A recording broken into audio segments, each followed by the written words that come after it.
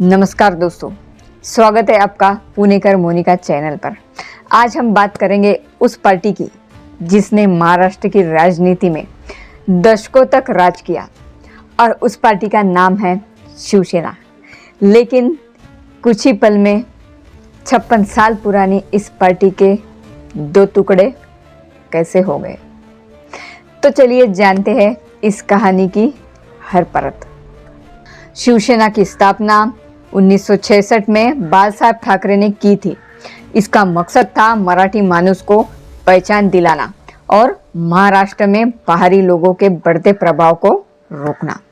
बाळासाहेब की करिश्माई नेतृत्व शैली ने और दमदार भाषणों ने शिवसेना को तेजी से लोकप्रिय बनाया। 1980 से लेकर 1990 के दशक में शिवसेना ने बीजेपी के साथ गठबंधन किया और हिंदुत्व की राजनीति को मजबूती से आगे बढ़ाया।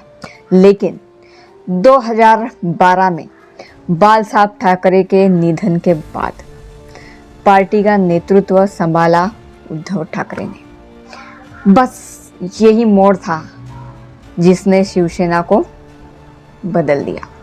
तो बस 2019 के महाराष्ट्र विधानसभा चुनाव में शिवसेना और बीजेपी ने साथ में चुनाव लड़ा। लेकिन नतीजे आने के बाद शिवसेना ने मुख्यमंत्री पद की मांग कर दी।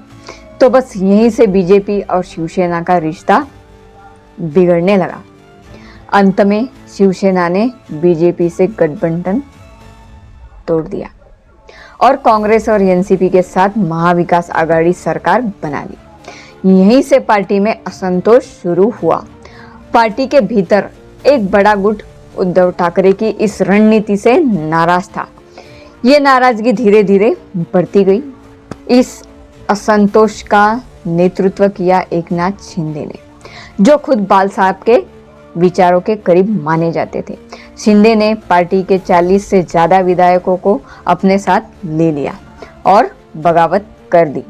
2022 में महाराष्ट्र की राजनीति में भूचाल आ गया जब एकनाथ शिंदे ने बीजेपी के साथ मिलकर नई सरकार बनाई। तब उद्धव ठाकरे को अपनी कुर्सी गंवानी पड़ी। लेकिन सबसे बड़ा झटका शिवसेना को तब लगा जब सुप्रीम कोर्ट और चुनाव आयोग ने शिंदे गुट को असली शिवसेना और धनुष्य बाण चुनाव चिन्ह देने का फैसला सुनाया। इस फैसले ने पार्टी को औपचारिक रूप से दो टुकड़ों में बांट दिया। अब शिवसेना के दो धड़े, उद्धव ठाकरे की शिवसेना और एकनाथ शिंदे की असली शिवसेना, महाराष्ट्र में अपनी जमीन बचाने के जद्दोजहद में जुटी हुई है। तो क्या शिवसेना कभी फिर से एकजुट हो पाएगी या फिर महाराष्ट्र की राजनीति में नई पार्टी का जन्म हो चुका है? ये सवाल अभी भी हर मराठी मानुस के मन में है। तो दोस्तों, ये थी शिवसेना की टूट की पूरी कहानी। अगर आपको हमारी ये रिसर्च और वीडियो पसंद आई हो तो इसे लाइक और शेयर करना मत भूलिए। ऐसे ही और वीडियोस के लिए पुणेकर मोनिका चैनल को सब्सक्राइब करना न भूलें।